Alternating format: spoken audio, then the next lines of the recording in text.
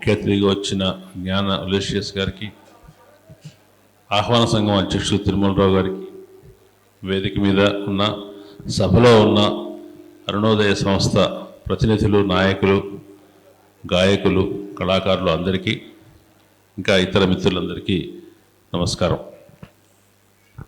ఒక సంస్థ 50 సంవత్సరాల పాటు, ఇటువంటి సంస్థ 50 సంవత్సరాల పాటు బతికి బట్టగట్టిందంటే, ఇప్పటికీ ఇంత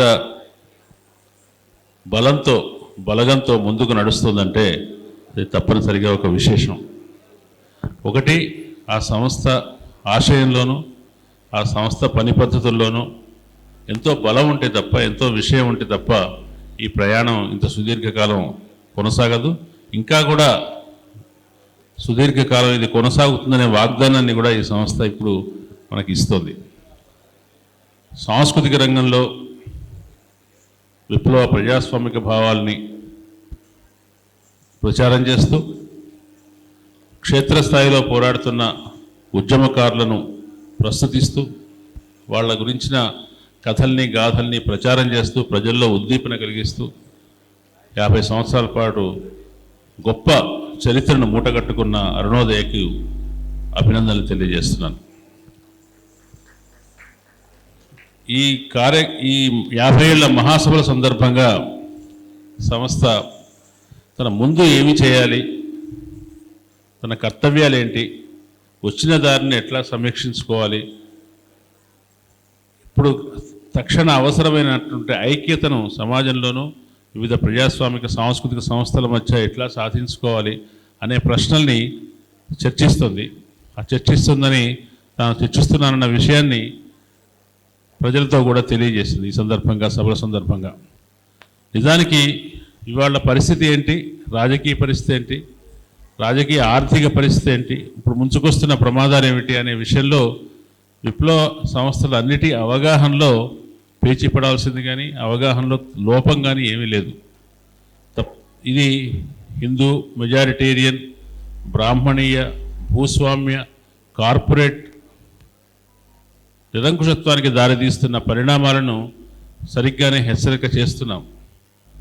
మనం విషయాన్ని, క్షేత్రస్థాయిలో ఉన్న పరిస్థితిని అర్థం చేసుకున్నాం కానీ, దాన్ని ఎదుర్కొనే వ్యూహంలో ఏమన్నా సరిగ్గా ప్రయాణిస్తున్నామా, పొరపాట్లు చేస్తున్నామా అనే విషయంలో తప్పనిసరిగా సమీక్షించుకోవాల్సిన అవసరం ఉంది ఏ సంస్థ అయినా కూడా. ఇవాళ ఫ్యాసిజం ప్రమాదం ముంచుకొస్తుంది అని చెప్తున్నాం. ఫ్యాసిజం అనేది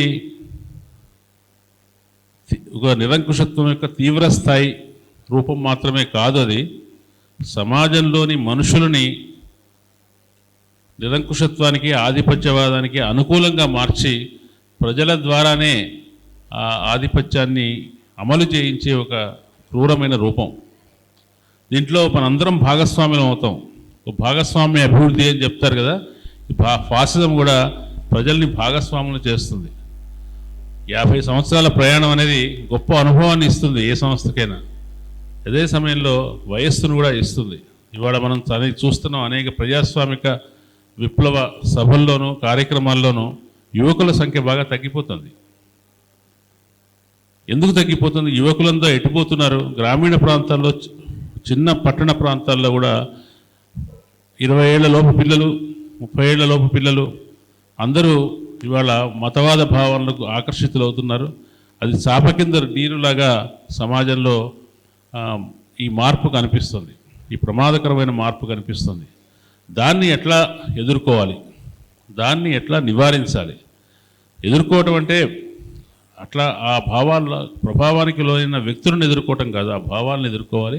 ఆ భావాల ప్రభావం నుంచి ప్రజల్ని బయటపడేయాలి.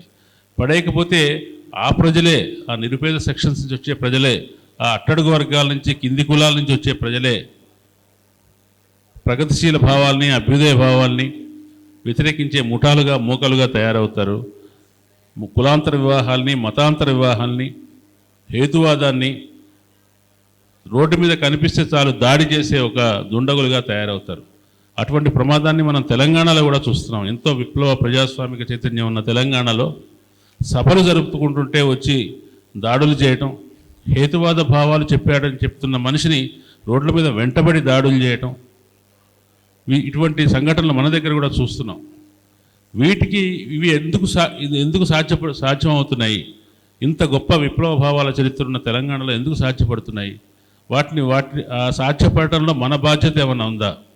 మనం సరిగ్గా ప్రజల్ని అటువైపు వెళ్లకుండా మనం ఏమైనా నివారణ చేయగలిగామా అనేది కూడా అన్ని ప్రజాస్వామిక సంస్థలు ఆత్మవిమర్శ చేసుకోవాలి.